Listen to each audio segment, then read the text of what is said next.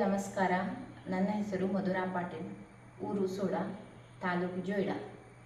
ಈ ಅವಕಾಶ ಕೊಟ್ಟಂಥ ಸಪ್ತಸ್ವರ ಸೇವಾ ಸಂಸ್ಥೆಗೆ ತುಂಬ ಹೃದಯದ ಧನ್ಯವಾದ. ನಾನು ಮಾಡ್ತಾ ಇರುವ ಅಡುಗೆ ಹಲಸಿನ ಬೇಳೆಯ ಹಲಸಿನ ಬೀಜದ ವಡೆ.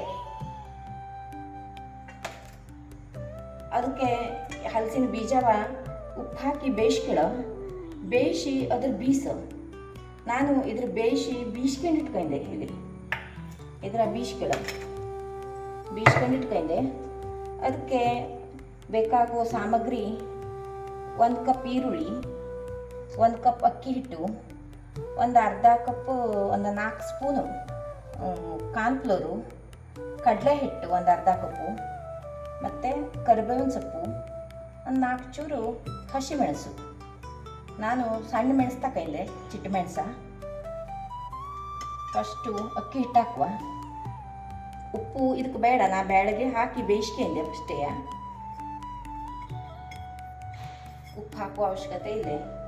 ಬೇಯ್ಕೊಳ್ಳೋದು ಕಡೆ ನೋಡ್ಕೊಂಡು ಹಾಕೊಳ್ಳಿ. ನಿಂಗೆ ಉಳ್ಳಾಗಡ್ಡೆ, ಕಾರ್ನ್ಫ್ಲೋರು,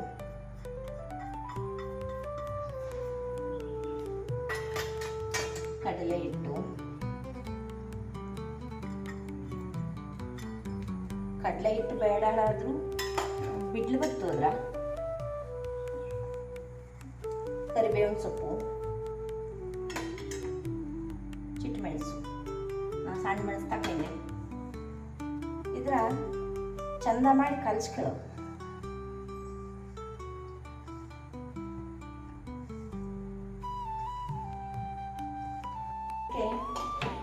ಕರಿಯೋ ಗ್ಯಾಸ್ ಹಚ್ಕೊಂಬ,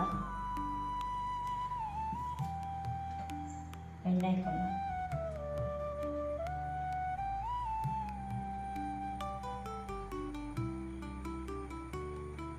ಸಾಕಾಗ್ತದೆ.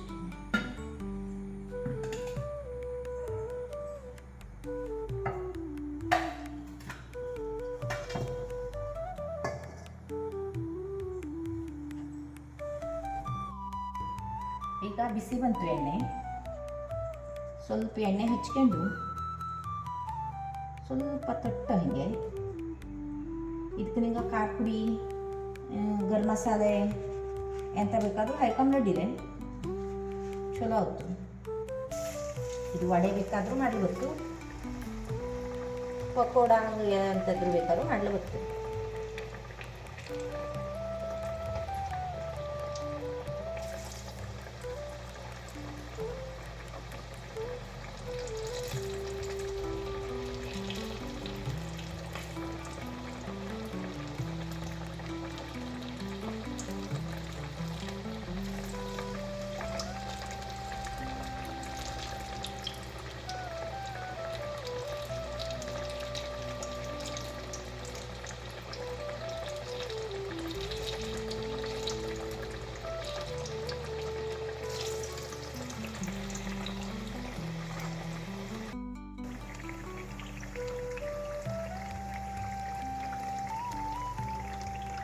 ಇಷ್ಟು ಕೊಂದು ಮೇಲೆ ಬರೋದು ಕೆಂಪಾಗೋ.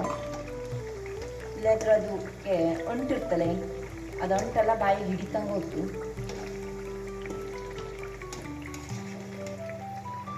ಎಷ್ಟು ಕೆಂಪಾದ್ರೆ ಸಾಕು.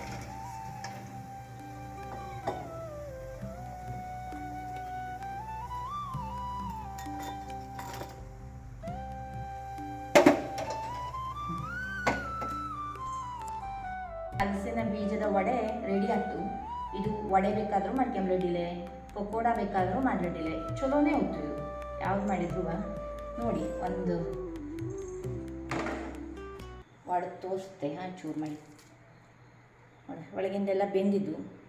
ನೀವು ಇದ್ರ ಚಟ್ನಿ ಜೊತೆನೂ ತಿನ್ಬೋದು, ಸಾಸು ಗೀಸು ಎಂತ ಇದ್ರು ಅದ್ರ ಜೊತೆನೂ ತಿನ್ಬ್ರಡಿಲೆ.